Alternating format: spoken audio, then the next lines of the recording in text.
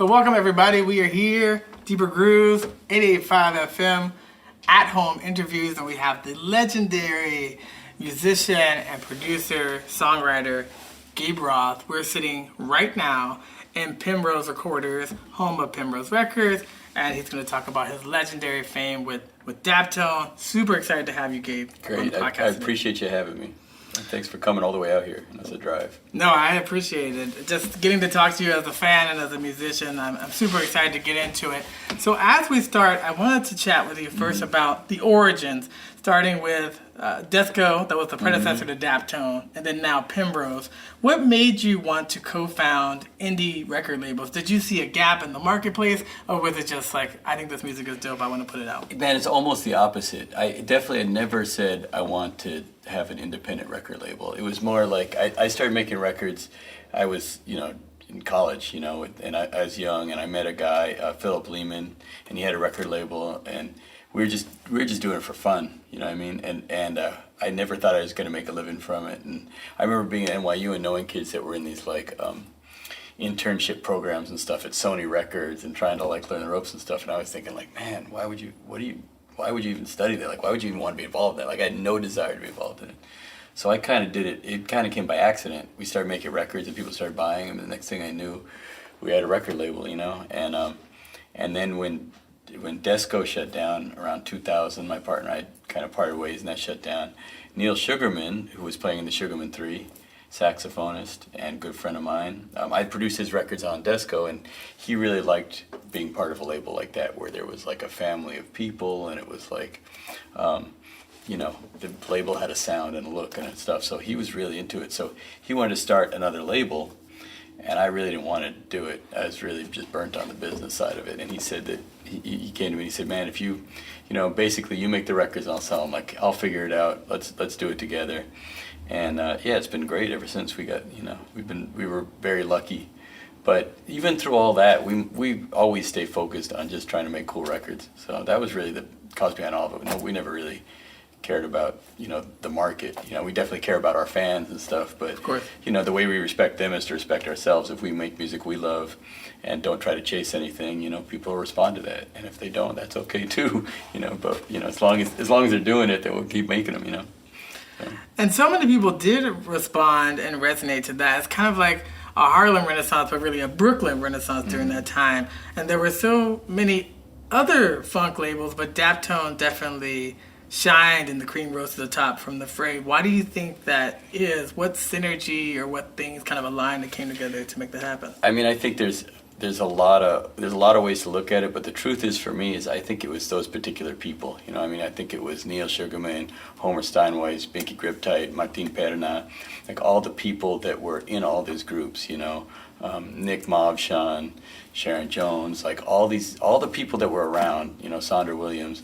It was just who those people were, and how the universe put them in the same place at the same time. That I'll let somebody else wonder about that. But I would say that those people, if they were in Cleveland or Riverside or wherever those people were, if they were making music, this was going to happen. I think Brooklyn was definitely a part of the story and a voice in that, and definitely part of the context and perspective and the attitude of the beginnings of the labels and stuff too. But honestly, I think if you think about anything other than the people that were doing it, if you replace any of those people with other people, then there wouldn't have been anything there. So it was really about the musicians, the whole time. And even the people in the office, Nydia, Mikey, the people that from very early on really understood and loved and cared for and, nursed this label, and fought to keep it just right, and fought about, no, that record's not good enough. And, that to me, I think is where the strength of all of it came from,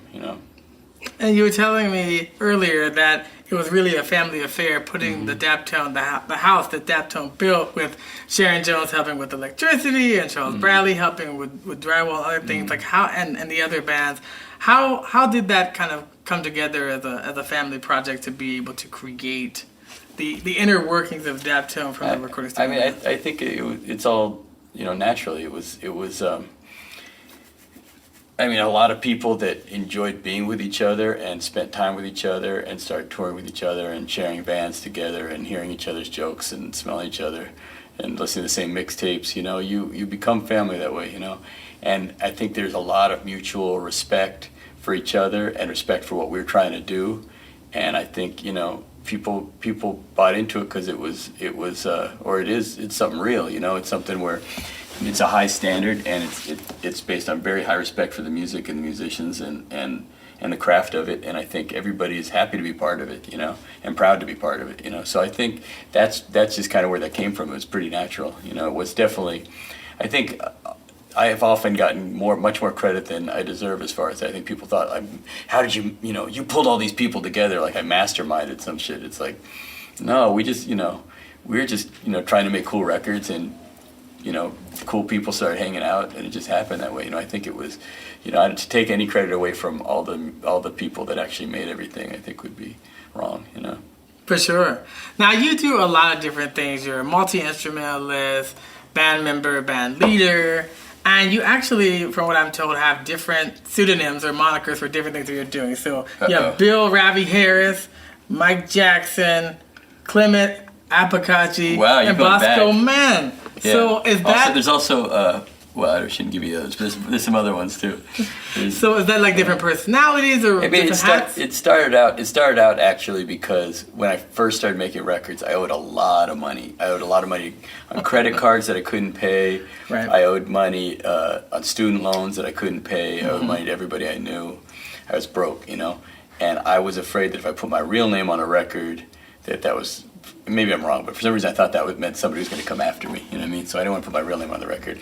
And the first couple of records I made was with this dude, great guitar player, a guy named Scott Mann. So I was like, oh, it'd be cool if it sounded like there's brothers in the rhythm section. So I took his last name, Mann. And then Bosco was, my dad wanted to name me Bosco because he wanted to name me Hieronymus after Hieronymus Bosch, the painter, who they used to call El Bosco. So he wanted to name me Hieronymus and call me Bosco. And my mother had the good sense that, you know, slap the joint out of his mouth and name me something less screwy. That's where that name came from. But I think a lot of those early records also we were messing around a lot. We would make fake records, and well, they weren't fake records, they were real records was the point of it. Mm-hmm. But we would package them and present them like things that they weren't. And I think it's weird the perspective on that now, because at the time that made sense. At the time nobody was buying. People that were really into like funk and soul, people that were into like James Brown and stuff, they weren't buying new records because it was a different sound. Like new bands, some of the bands were really good. Like I was into some of those bands, but it was a different sound. Like, you know, the Brand New Heavies or like Jamiroquai or Brooklyn Funk Essentials or any of those kind of bands. Like that wasn't what we were trying to do. We were on some real raw 60s kind of thing, you know what I mean? Like we weren't trying to be cute about it, you know? So people, when we went around with and said, hey, we got a new record, nobody was trying to buy it. In fact, I was just talking about this the other day. The first Lee Fields single we did was Lee Fields and Soul Providers on Desco, and I was so proud of it. It was such a cool record.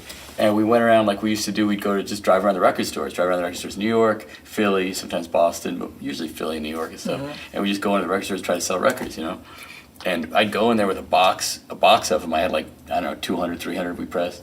And I was trying to sell them for like $3. And nobody would buy them. I couldn't sell them. Nobody was interested in them, you know, like, whatever. And then Philip, my partner, who was crazy and, you know, amazing, just a really eccentric dude, he got newspaper and he rubbed the labels and scratched them on the floor. So he actually scratched them up. I mean, they were new records at the plant. He scratched them, got them to about VG barely, you know, and would go with one of them to a record store and play it for them and sell it to them for like $50, $75, because they thought it was an old record. You know, so that, I think, trying to sell records for a while at that time, it gave us this awareness that, like, if we try to sell new records, nobody wants to listen to them. And I couldn't even blame them, because I was the same way. If somebody's like, hey, want to hear my funk band? I'd be like, no, I don't want to hear a stupid funk band. You know what I mean? Like, it's going to be terrible, you know? Mm-hmm. So our first record that we put out, the first album I did was Revenge of Mr. Rapogi, which was like this fake soundtrack. And we put it out, and everybody was saying, record store owners would buy it, and they'd say, oh, I got the original at home. Oh, good, yeah, I'd love to see it. Oh, my cousin's got the movie on VHS. You know, it was crazy. Like, we thought we were going to have to bullshit people, but really, they were bullshitting us. Like, you know, people loved that story, you know, and it were easy to sell, so we sold like 5,000, 6,000 of them, which was a lot of records back then. Like, for sure. For us, it was like crazy, you know. And then we said, okay, well, now, you know, we're going to do the big reveal, and we did another record by the soul providers. And this time, not just instrumental, but with Sharon Jones and Lee Fields on it. And we told everybody, hey, this is new, this is us, check out our new record. And we could not give the thing away. We probably sold 50 copies, you know what I mean? So it was like, and my partner was crazy, so he was like, all right, screw them then, let's keep doing that. So we did, Nino Nardini and The Other Side and all these other records, the Doctors, all these records, and we would just, pretend they're old records, they would sell like hotcakes, so it was kind of strange. Yeah, it's interesting how you have to kind of create that marketing story beyond But it's what people wanted. That was the weird part, I think. Now people don't understand that as much. Because now it's like, well, why are you messing with people? But it's like, man, they were messing with me. They didn't want to hear what we were doing. They only wanted to buy old music. So we said, okay, it's old music now. You want it? You'd be like, yeah, it's great now. Like, okay. So it was weird because now I think there's a context for that, But then there wasn't then, in the 90s. It's definitely nostalgic music, for sure. Now, speaking of that nostalgia, I think some of your most explosive success around that time, the early 2000s, was with Sharon Jones and the Dap Kings, and you guys went from being New York known, and obviously the amazing review live you did at the Apollo, and then being internationally known and doing a ton of tours and festivals and conferences, and so. When you were creating that, eventually it led to the Grammy nomination too for Give the People What They Want. Like, how did it feel to kind of build into that recognizable? Man, I'm still real proud of that because I feel like, I think from the outside, a lot of people will look at different moments and think, oh, you guys blew up or this happened, and that band never blew up. We never had a radio hit. We never really had any huge thing that jumped us up. People think, oh, well, after you backed up Amy Winehouse, but we weren't getting calls because of that. I think in the industry, we're getting a lot of respect as a band after that. But as far as the band, it was like, I don't think a lot of people in the general public made that connection between, the band backing Winehouse and backing Sharon. Like Fresh Air, stuff like that was big for us, But we never really had that. It was always very gradual, So I was real proud of that. I mean, we would go to a town and we would play for 40 or 50 people, and Sharon would sing our heart out, and we would sweat and play as hard as we could and put all our hearts and souls into it. And next time we came back, those people would tell their friends or their cousins, and they'd be back, and then there'd be 80 people, and then 150, and then 200, and 300. Eventually, we were going to towns, and we could go play in Paris for a few thousand people or something, and it was pretty amazing. But it definitely was not overnight, and I think Sharon never had the advantage of that kind of super pop hit or something. It just wasn't who she was, And there were definitely times we were working on records where management or somebody would be like, well, is there a song here that has like that kind of, we're just like, no, there really isn't that kind of song, But people dig it, so we're going to keep doing it, So it was very gradual, but it was, from the inside, there wasn't a lot of surprises in there. I mean, we were working, the band was touring so hard and, just playing our hearts out every night for years and years and years, and still in the back of a van, before we got to finally get into buses and, it got kind of big, but it was never like this, so. Right. No, it definitely was. It was a grind. Kind of a boil, but people knew you, and then it slowly grew. And I know you guys back to Desco Trucks and worked together there in Hollywood Bowl. And I saw you in the early 2000s at Amoeba Records, and everybody was so nice and came down and Sharon hugged me and everything. It was just cool to see, like, you guys were always... Amoeba in L.A.? In L.A., yes. You guys were always who you were, So it was like there was no airs about your group. Yeah, Sharon was our matriarch, our leader, our queen, man, and Sharon was always like, she didn't know how not to be real, She was always real, and when she came on stage, it was always, come from heart. When you couldn't do it, it wouldn't be done. You know what I mean? And it was, so she definitely inspired us. We were like just soldiers behind her, that whole time, But yeah, there was never, in our whole circle, there was never much tolerance for putting on airs or bullshit, really, in the music or otherwise. Like, everybody was, I think there was a lot of respect for just being genuine.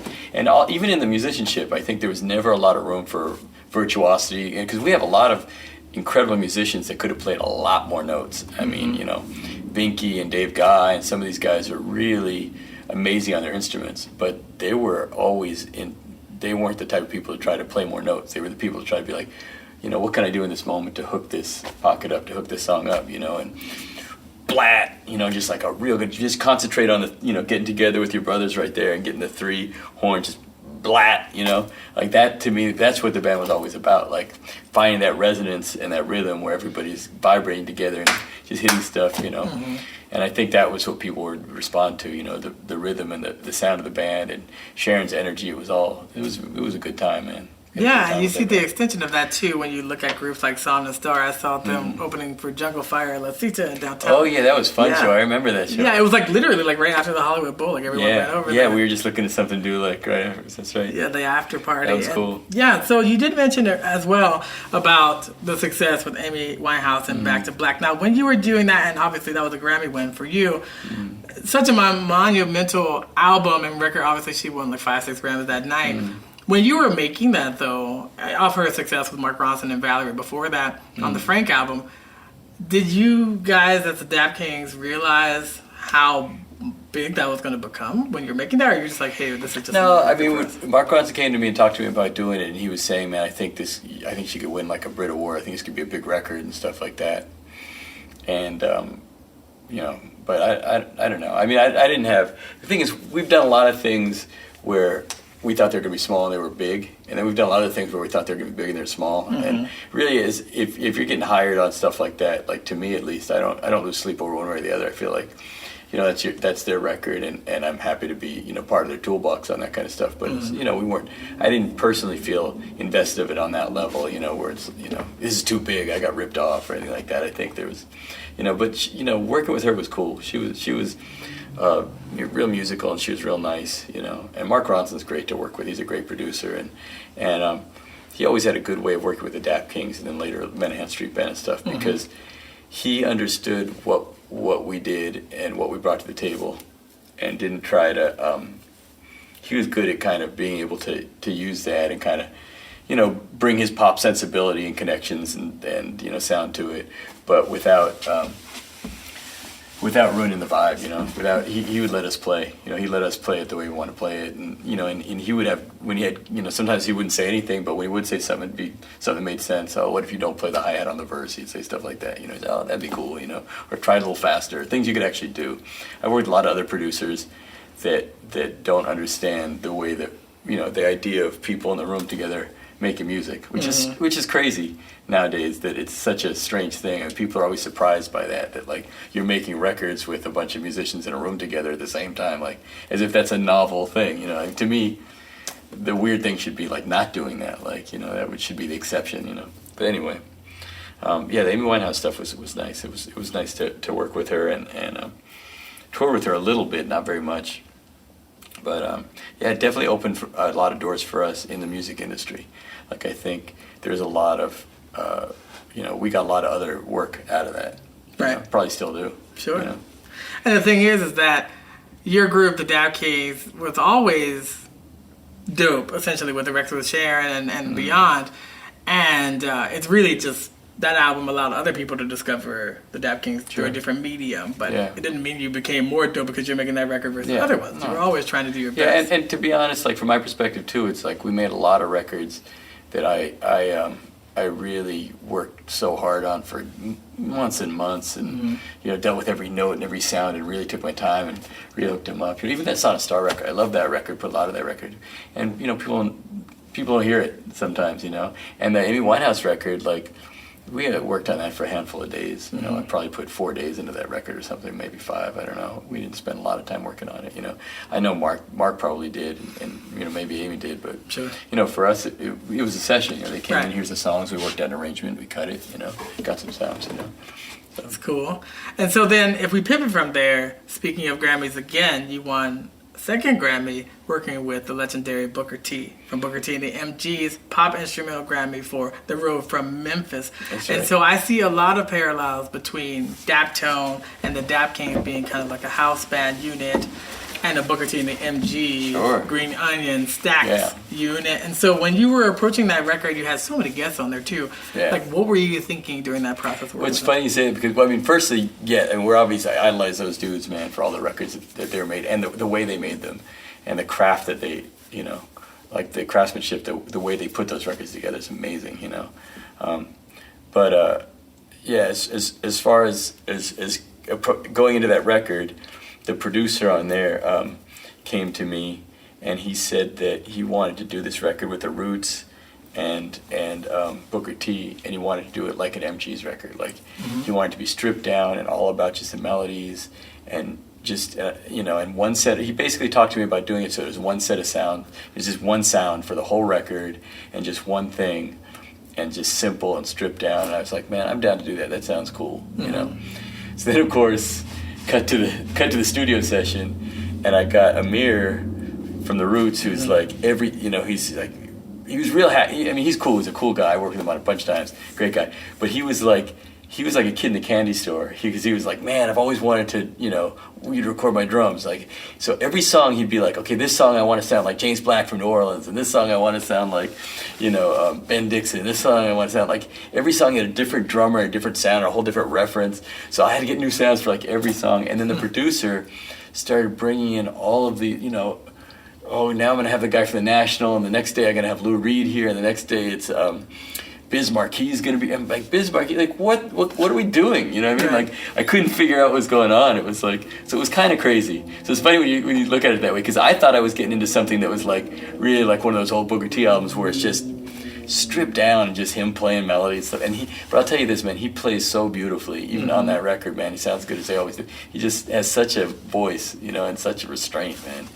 Very, very amazing musician to me, Yeah, he's so well seasoned by that, I guess, the second act of his life, but a monumental record. So now, you've worked as a soul funk producer and a multi-instrumentalist, playing with the Dap Kings, and a songwriter as well. You've done a ton of songs under a bunch of different names. Is there any kind of one hat or one bag you kind of operate from? Do you prefer one thing over another, or it just depends? I like playing tambourine a lot. I'm not the best tambourine player, but I'm a good tambourine player. Nice. So, if Sandra's around or when Sharon was around, I was definitely not trying to pick up a tambourine. Those guys are, way above me. Of course. But a lot of times around here, sometimes I'm the best tambourine player in the room, which is nice, so I get to play the tambourine. So I like that. That's probably my favorite thing to do.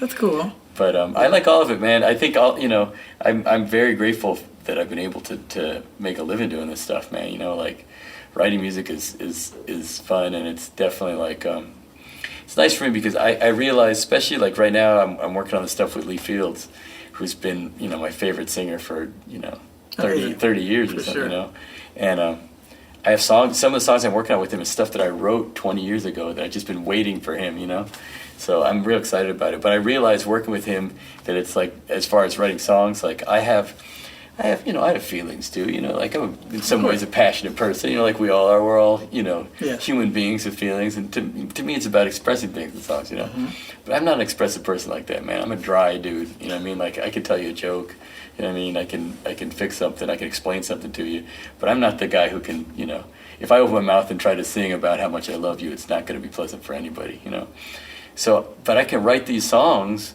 that were real true to my heart, shit I was going through, in my life, or things that people I know were going through, like very real songs for me that really have feelings in my heart that I can't even speak them out loud. But when Lee opens his mouth and sings them, like somehow he just breathes this realness to these things, man, like this feeling, and I feel like that, that to me is what hooked me on. I don't want to say. I mean, the thing is, songwriting makes it sound higher than it is, because I'm not. I don't think I'm a great songwriter. I think I'm good at like the architecture of it. I can make things rhyme and stuff. But I know a lot of people write songs that are way more creative, inspiring than mine. My stuff's a little formulaic. But I've had these great singers that I've worked with. Like Lee and like Sharon and Naomi, Shelton, Davis. I think like being able to write for somebody like that. It's not about trying to show somebody the song. It's about like letting them tell the story, let them tell the feeling. And when they can tap into it, it's just like, I don't know. It's a high. It's definitely rewarding. For sure, yeah. They're so earnest, the type of thing that they do, and it's like a paintbrush. It just washes over the records. But honestly, the highest thing for me has always been being on stage behind Sharon. That was crazy. That was insane. I feel really very grateful for, having all the years I had on stage with her, man. I don't think I'll ever, be as high musically as that again, like I think that was untouchable. It was really like another realm of feeling and rhythm and stuff when she was on stage, man. So that to me is like probably, I mean, you say favorite hat, it's hard to say, Sure. Definitely not like running a record label is not that cool, I mean, it's cool to, you Yeah. know, but it's not that cool. It's like any other business, and the record label business is hard, you know. But we have really, really good people. You know, my partner Neil is great at it now. As much as he always still tries to play that caveman card, like, well, I'm just a saxophone player. I don't know about your complicated. It's like, dude, you know, you've basically run a successful international company now for like 25 years or something. So, like, you know what you're doing. But like I said, Nydia and Mikey and now Nick and Andy, everybody at the label, man, they're great at it. And they know what they're doing. So I don't have to wear that hat that much. I just get on the phone sometimes and complain about, oh no, this should have been red instead of green, and they do all the hard stuff. You know? That is cool to have that kind of team We have built a great around team. you. We have a great team. Yeah.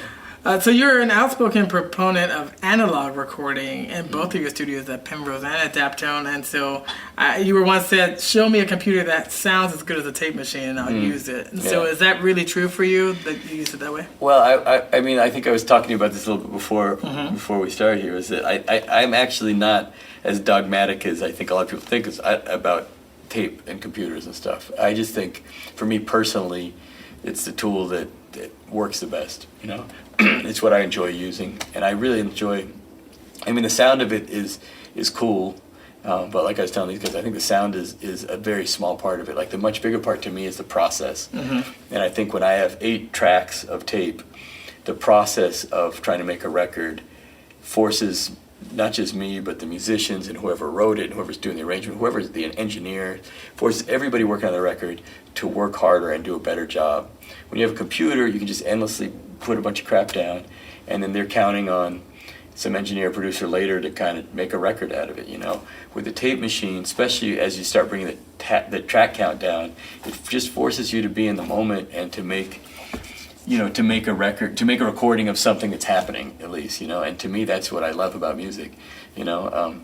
I think it's nice sometimes too. Like, there's certain, you know, lots of things you can do with a computer you can never do with a tape machine, and people who want to do those things should use computers. I don't have any problem with it. It's not like that, you know. But just for me personally, even 16-track is too much for me. If I have a 16-track tape machine, I mean, to me, the big difference that I always bring up is, like, if you think of it as a musician, as a singer or an instrumentalist or something, if somebody's playing a saxophone solo, I'm doing an overdub on a record, I can still do an overdub and put them on their own track. I don't have to necessarily get it right live. Right. But even doing the overdub, they do a solo and we're like, yo, that was smoke and that was really great. And they say, oh, that's great, man. Can I do one more? It's like, well, yeah, but you're going to record over that.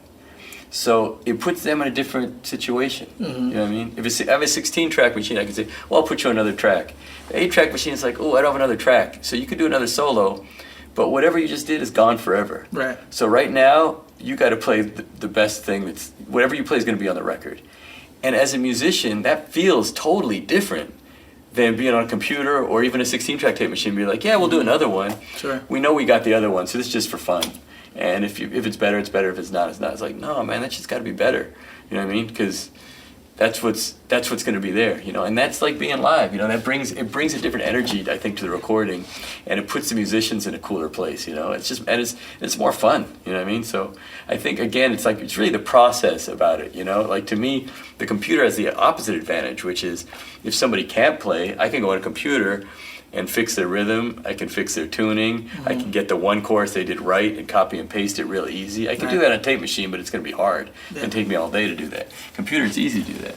So I guess the thing is, if I had a bunch of crappy musicians, I would definitely prefer a computer. You know? And there's definitely people I work with that I use a computer for because just process-wise, it makes sense for them, you know, doing certain vocals or putting certain things together, you know, or things that can't be done live, or during the pandemic, things that had to be done remotely. Yeah, you know, I mean, computers are amazing, you know, but yeah, most of the time we use the 8-track tape. It's fun, you know. I do like the way of elevating that, like the old school, where it was like, you're going to lay it down, it's going to be legit. Yeah, it's going to happen. Like, the people in the room are making the record, you know what I mean? And if they don't play it right, they got to do it again, you know. Right. And if I don't notice that they played it wrong, then that's on me. You know what I mean? Like, everybody has a serious role. Like, the engineer has to make sure the sounds are right, and you know, you putting the drums are all. It's one track of drums. It's not, you know, 8 tracks or 4 tracks or even 3 tracks or 2 tracks. It's one track of drums. You know, so even if it's 1 or 2 or 3 mics or whatever it is, they have to be mixed. It has to sound right, because what's on the tape, that's the sound of the record. You know what I mean? Exactly. And it's not like that's necessarily harder. It's just sooner. At some point, somebody's got to figure out how the record sounds goes. You know what I mean? Why not do it in the studio? Why not do it with the drummers there? You know what I mean? Yeah, it makes the rest of it easier. You've thought about everything ahead of time. And you know, it also changes your approach to a lot of problems, like the hi-hat's too loud.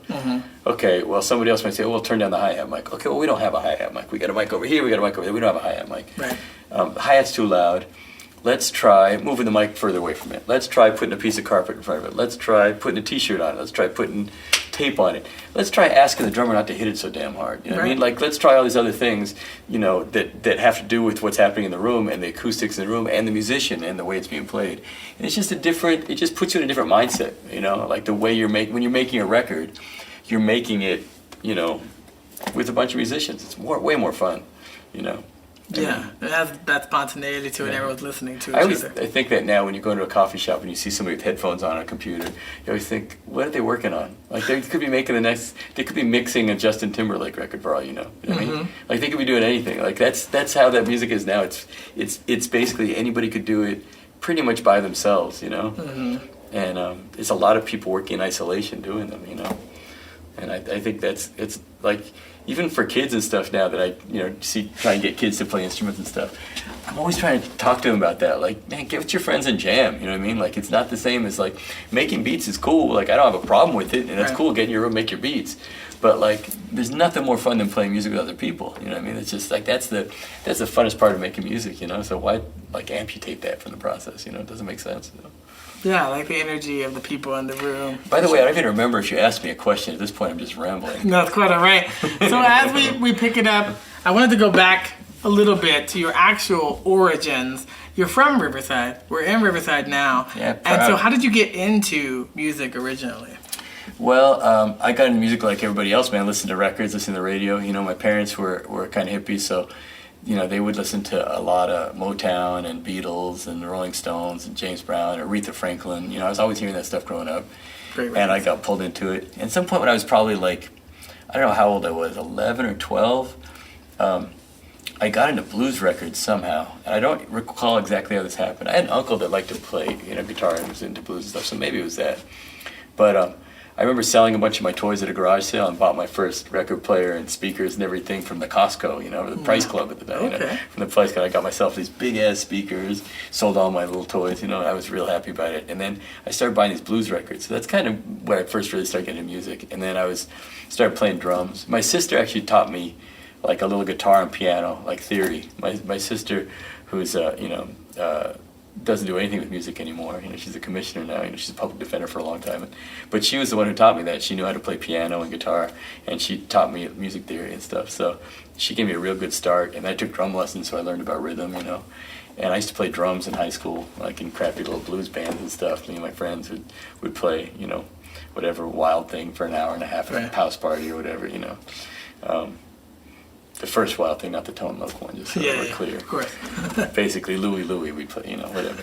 But, you know, so that's how I got into music, like, you know, just playing with my friends and at parties and stuff, and mostly playing drums. And then I moved to New York, and I met a guy who I recently reconnected with, a friend Rick Getz, and my friend Luke O'Malley, and we started like a little funk band, you know, Dynomatic. We had our little college funk band. I was playing drums. Huh. And then when Dynomatic split up, I started getting more into soul records. And at the time, I think in high school actually, my sister's roommate hit me to like James Brown's Funky People and the Meters and all that stuff. Oh, yeah. And this is like in the early 90s, so I got real heavy into that. And then started buying, like when I moved to New York, I started buying like all these compilations of these rare funk cuts and all that. And I got really into funk records in the 90s, you know. And one of the biggest compilations was Pure Records, this French company that had this super rare, really sick punk compilations and reissues and stuff. And the guy who ran that was Philip Lehman, who ended up moving to New York, and we got introduced through mutual friends who wanted to make new records. So that's kind of how I started making records. It all came through that. So, I mean, that's basically the scoop of it, you know. So then you worked with so many people, Amy and Sharon and Lee and Charles Bradley and Antibalas and Buddha's Band, all these greats and so many more. Is there like an interesting story or something you remember as like a standout of one of those working together with groups? Oh man, they're all great stories, man. I got great stories about all those people, you know.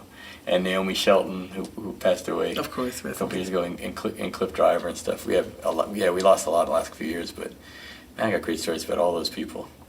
Let's talk about Naomi. I come from the gospel EDM years ago. Oh, yeah? Having that on something like a Daptone, bringing something like that to the forefront. Did you start playing gospel and stuff? You started? Yeah, I grew up in the churches in Washington, D.C., so I did a ton of gospel, and then I did gospel choir at Berkeley Baptist College churches? Music. Baptist churches, Methodist churches, Pentecostal churches.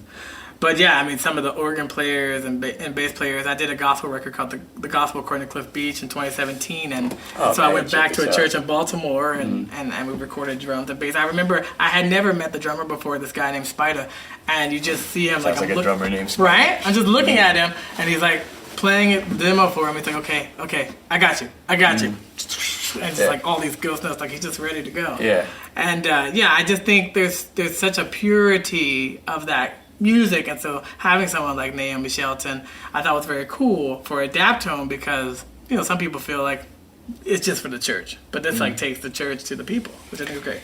Yeah, it was interesting when we first I met Naomi and Cliff through Fred Thomas, who was James Brown's bass player. Oh yeah. Right, and Fred, I had my friend Rick Getz, who was working at Atlantic at the time, told me, man, I got this demo from Fred Thomas, and he's like, nobody here cares, but I know you'd want to hear. I was like, are you kidding me? So he brings me this 12-inch that Fred Thomas had brought to Atlantic or something, and I reached out, connected with Fred Thomas, and he wanted me to go see him at this gig at Nell's, and I went in there, and he was playing and singing, and Naomi was singing too, and Cliff Driver was in the band. So that's how I met those guys, and then we recorded a couple like funk 45s with them on Desco, and then shortly after that, Fred Thomas went back on the road with James Brown. This is like the late 90s.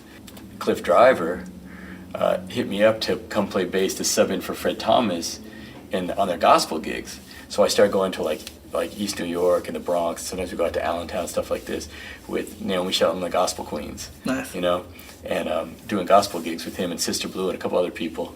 And and I didn't know nothing about that. I knew a little bit, and I played, I could play, but I grew up not just Jewish, but in a family out here, like a fiercely, atheist family that's just, against organized religion and stuff like this. But when I moved to New York, I started meeting a lot of, something actually, I hate to say this, and now I know a lot of people like this out here, but growing up, I didn't meet a lot of, this may be going way off the rails too, but I didn't meet a lot of Christians out here that were Christian in that sense of, where Christianity meant to them understanding and kindness and generosity and acceptance and help, and I know a lot of people like that now, but as a kid, church was always kind of this oppressive thing, and a lot of people that were pointing at other people and giving other people a hard time to me, you know what I mean? And when I moved to New York and I started hanging out with like Naomi and these guys, I met people that really used, like religion for them was really an inspiration to be better people and nice people and do good things. Sure. And they were good, beautiful people. And I also, though I, connected through the records for years, to be in these Baptist churches with these gospel singers that were, it was so close to their heart, and they were just, and the people were, you know how it is. People get crazy in there. You can't explain, but people, it would get crazy, Yeah, and it has no time limit. I'll tell you a story. I told the story before, but it's a great story, man. I was in, I think it was Allentown, with Cliff Driver and Naomi, and this is when I first started doing shows with them. And they brought me to some Baptist church for some Saturday program out there. And we go in there, and you know how the deal is. Every group, they bring in a bunch of groups. Every group gets like 3 songs. Right. And somehow, the third song, somebody always catches the spirit, and you end up playing an extra 20 minutes on somebody else's time, Exactly. But anyway, so we're playing, we're on the third, we're playing our third song, and Naomi's singing. All of a sudden, some lady in the front row starts going bananas and shaking, and things start going nuts, and we're kind of in the vamp out of the song, and I'm playing doom doom doom doom doom doom doom doom doom, and Cliff Driver, who's blind, I'm leaning over, I'm just always be next to him, trying to figure out where he's going next, because you'd have to actually watch his hand to figure it out, so I'd be right next to him, and I lean over, I'd be like, Cliff, man, this lady's, man, her eyes roll back in her head, and she said, just keep playing. I'm going dum dum dum dum dum dum dum dum dum, and he says, Cliff, man, she's on the ground, the preacher's over, her tongue's wagging out, I don't know what's going on, people are going crazy, just keep playing. I'm going dum dum dum, and I'm this young Jewish kid that never had a lot of experience in a Baptist church, so I'm freaked out, and definitely I'm the only white person, not just definitely the only Jew for sure, and then a guy from the local choir leans over to me, and everything's really intense. Everybody's sweating, and it's intense. Dun, dun, dun, we're playing faster and faster, The guy from the choir leans over, and he gets right over my face, and he says, brother, do you know what Jesus did for me today? And I'm going, dum, dum, dum, dum, dum, and I go, no, brother, what did Jesus do for you today? And he's like, oh, no, brother, do you know what Jesus did for me today? I'm going, dum, dum, dum, dum, dum. No, brother, what did Jesus do for me? And it's just getting more exasperating. I'm like, man, the jig is up. Like, I don't know the password, you know what I mean? Yeah. Like, I've found out, you know, they're going to throw me at it, you know. And finally, he kind of gets exasperated, leans over to Cliff, and he says, brother driver, you know what Jesus did for me today? Brother driver says, sure. What Jesus did for me today, E flat. So apparently, I didn't know, but it was just a song. But after that, it was mellower. But I had a lot of great stories touring with those guys, man. With Naomi and Cliff. Cliff was a character, man. He was really a character. And Naomi too, man. They were amazing. Yeah, they really are true believers, and you hear that fervent. Yeah, and we worked on their first record, to your point. Like, their first record, Cliff had this idea. He wanted to do message songs, you know, which is a weird term, but basically, you know, you could say some Curtis Mayfield kind of stuff, some kind of Righteous and stuff, but really a lot of it was like Staple Singers kind of stuff, which is like, you're doing gospel, but you're not really naming Jesus. You're still just kind of more like, let's all rise up, you know. So he had me go back through all these gospel tunes that we would do with Naomi and the gospel set, like popular, like Thomas Dorsey, Sam Cooke, like famous gospel tunes, like Hem of His Garment, stuff like that. And he had me go back through these tunes and rewrite the words to make them secular. And that's what he wanted me to do, you know, and I was doing it. And, you know, obviously Ray Charles did that, Wilson Pickett did that. There's a long tradition of that, right? So I was like, all right, you know, this is what we do. So I would do it, and then we'd go in the studio, and the women would just not sing it right, man. Like, they would sing it, but it just wouldn't have that feeling. And then we would go play the gig, and they'd be singing about Jesus, and they'd just be singing their hearts out, you know, and it would just go off. And finally I was like, Cliff, man, just let them sing about it. You just let them sing it, you know. And so we started just letting them record the gospel tunes, you know, and it was so much better. They sang so much better, you know. I was like, man, they love Jesus. Let them sing about what they love, you know what I mean? Like, don't change it. And then I'd write a lot of songs for Naomi that were kind of message songs. I'd write these kind of, you know, long, I'll Take the Long Road or Rise Up or these kind of songs that were, you know, and they always to a song, every song I ever wrote for Naomi came out of something she said to you. Because you'd have a conversation with her, and man, even after I moved out here, Naomi's she's the person that calls you not just on your birthday. She calls me on my wife's birthday, my kid's birthday. She'd call me on Groundhog's Day. And not just me, Nydia, she knew everybody. She was like an aunt or something to everybody, man. She was just very sweet. So she'd talk to you on the phone, and first it would always start as a regular conversation, but by the end of it, she'd always be preaching, you know, and the only thing you'd get in was, yeah, that's true, yeah, you know, and she'd be saying, you know, but it'd be amazing. She'd be saying these amazing things, and I would always catch something that she said, and I'd always write it down, and then come back to her a couple months later with a song, and she would be, you know, she would love these songs, and it was always because it was always, you know, her sentiments, you know. I'd always try to write something that was, you know, coming from her, really, you know. So. For sure. Now, we spoke a lot about Daptone and your success. As we start to wrap up, I wanted to talk about Penrose and what you're doing now. I know you're doing a lot of lowrider music, and you're working with some great groups, so tell us about it. Yeah, man, Penrose is actually really amazing. It's very different from, Daptone to me was really like me and my buddies manifested that. That was like us and our friends and our records and our gigs, you know. Penrose is different, man. Penrose is like, I mean, there's always been this scene out here, you know, this kind of lowrider scene out here, mostly Chicano scene, but not completely, but that's been affectionate towards soul records, you know, since the 60s, and they never stopped loving them, you know, and the lowriders and all this stuff, and it's been a scene that whole time. But it's this last handful of years, it's kind of blown up with the younger generation, where all of a sudden there's these young bands that are playing this kind of music, and they're inspired by this music, and there's a real scene, you know. I mean, you see it, but it's not just DJs anymore. It's bands and it's musicians. Right. So, I mean, to me, I was out here anyway. Like, I grew up in Riverside, and been back in Riverside for a dozen years now, and so this is home for me. When it started, Penrose, for me, it was really just like a cool kind of side project to support the local scene and support these kids, and because I liked what they were doing, and I felt like from all our work in Daptone and all the work that we put in over the years, now we have a lot of things. You know what I mean? We have an audience. We have people that'll come listen to what we're doing. We have, you know, we have the resources to make records. We know how to make records. We have a studio. We know how to promote records. Like, we know how to do these things, you know. We have these pieces in place. So to me, it was a very different thing, where I felt like Daptone was like we had nothing and we built it all from scratch, and it was all for us. Now I kind of feel like, man, I have all this stuff going for us. Let's reach out to this younger generation and, you know, let me take a back seat in a way to their vision, to their music, and let their voices come out. And I'm definitely very conscious of that with the Penrose stuff. I'm not hands off. I mean, I'll never shut up. I always got a lot of opinions and stuff. But I'm very conscious of trying to be a lot more hands off than I was with Daptone stuff. It's much more like, I think I have a much more heavy-handed approach to that. Whereas the Penrose stuff, it's much more about kind of trying to help these kids and guide them. And if I have an idea or something that can help them with an arrangement or a lyric or a sound or something, I try to help them out. But in the most part, I'm very conscious that this is their music and their scene. And I'm just trying to be a supportive part of that. And it's been exploding, man, like this last year or two. And we just last week did these Penrose showcases in LA and San Diego and out at Pappy and Harriet's in the desert and stuff. Oh, I love Pappy and Harriet's. Man, it's like the response is crazy, man. The response is crazy. And can imagine. You know, These Sacred Souls are kind of blowing up. We just finished their album. But Los Yesterdays and the Altons and the Sinceres and Vicky Tafoya. Man, the Vicky Tafoya shows this week were really amazing too, man. She's really, I think, an amazing singer and kind of starting to find, even though she's been singing for a long time, I think she's just kind of trying to find her stride as far as what she wants to do. But man, we have a lot of great talent right now. We're working on so many records. It's really fun. It's a good time. That's awesome. So as we start to wrap up, I have a few rapid fire questions that I want to ask you. Just kind of free association right off the dome. What's next musically for you? Well, working with trying to get this Lee Fields album done. We got this guy Jalen Angonda that's working with some producers.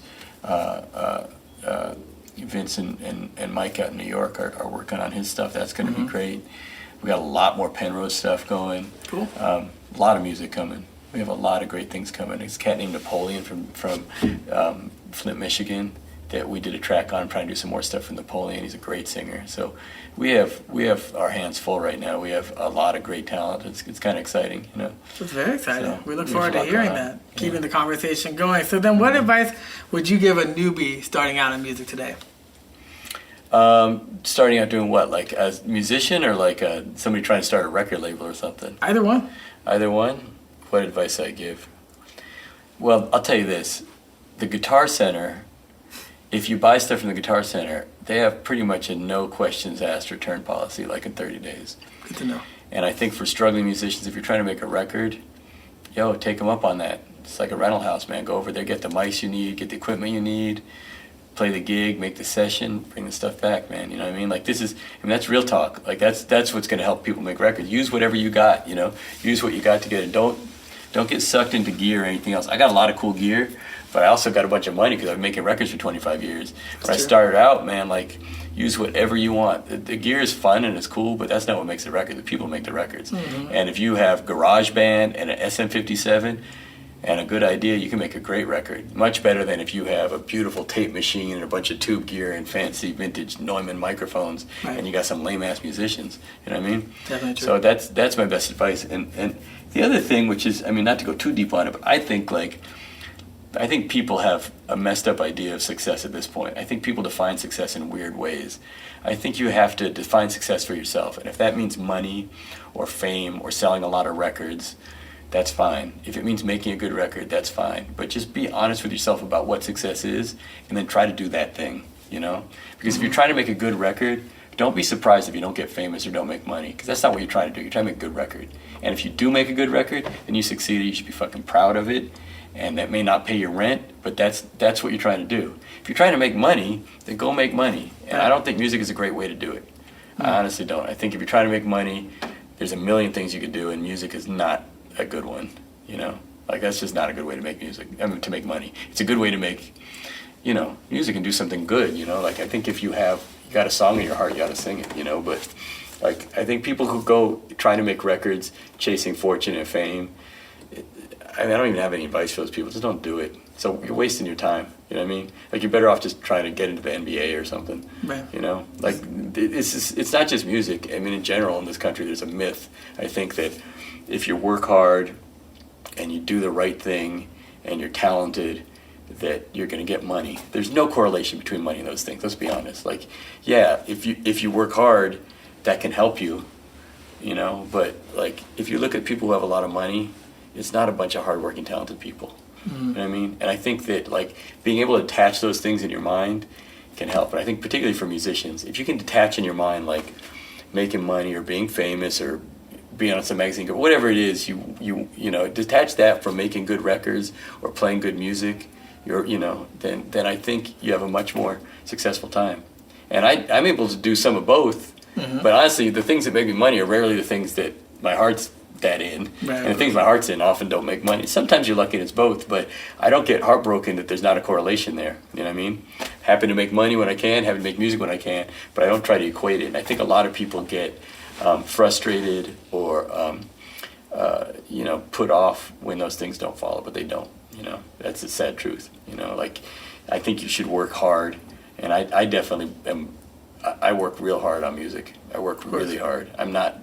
I think a lot of times I get credit for being more talented than I am, but just because I do a lot of stuff that's not good, but nobody ever hears it. You know what I mean? Like, I just keep doing it over and over and over again, and then get the best part of it and put that out there. People are like, "Oh, you're really good at that," but they don't realize that most of what I did was pretty cheesy and messed up. And, you know what I mean? Like, I do a lot of stuff that's just not that good. You know, so I mean, I think that's the other thing I tell people: work hard, only put the best stuff out.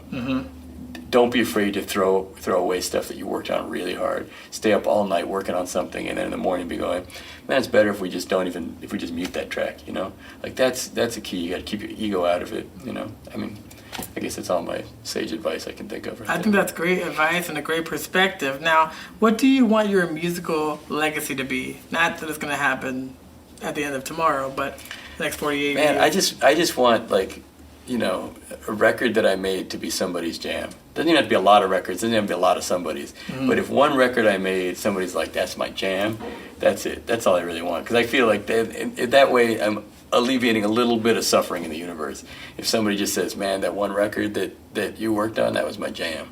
I don't even need to hear it. I just want to know that somewhere out there somebody dug something. That's it, man. That's really rewarding. It really is. And even, like, you probably experienced this. You're on a gig or something, and somebody comes to you after a gig and says, man, I was having a terrible week, and my boyfriend dumped me, and I lost my job, and I had a flat tire, and I didn't want to come tonight, and my cousin dragged me down, and man, after the show, I got a whole new lease on life. I feel great, you know. You really lifted me up. I danced, I cried, I sweated, you know. I sweat. It's a past tense, sweat, you know.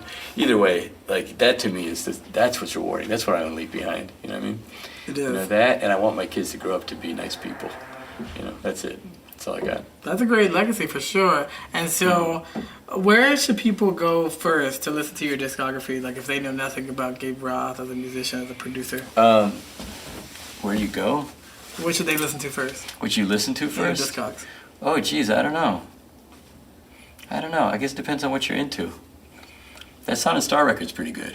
It is. Hot Shot. I think it depends on what you're into. I mean, I think there's like. There's some, like, there's an Antibalas record, their self-titled record. It's a record I'm really proud of. Naomi Shelton's record is a record I'm really proud of. The Como Mamas did a record, Move Upstairs. It's a really good record. You know, all the Sharon records, the Charles records, James Hunter's records. The last couple of James Hunter records have been great. Man, I don't know. I you know, whatever. I don't know where to tell somebody to start, but I appreciate that anybody's out there looking. Right. You know, check out any of it, man. You know. As they should, and because everything's on streaming, they can hear everything now. Sure, you can hear it. So then where can people find you? Where should they go? Social media, online, where should they go? I personally am not on social media. Okay. But Daptone is, and Penrose is, on all that stuff. And we have a website, daptonerecords.com, you know, and if you're in Riverside, I'm not that hard to find, you know. But, yeah, man, I think it's pretty, that's one nice thing about these days, about the internet, everything, you can find anything whenever you want it, right? So if you look up Daptone or Penrose, you're going to find a lot of music anywhere you look. You know, Spotify or YouTube or just, you know, DaptoneRecords.com, whatever. So I'm not great plugging stuff. That's quite all right. I mean, people know Daptone, they can find it now. Penrose, which is up and coming over the last couple of years. You guys are putting out some more stuff. Yeah, Penrose stuff is coming up.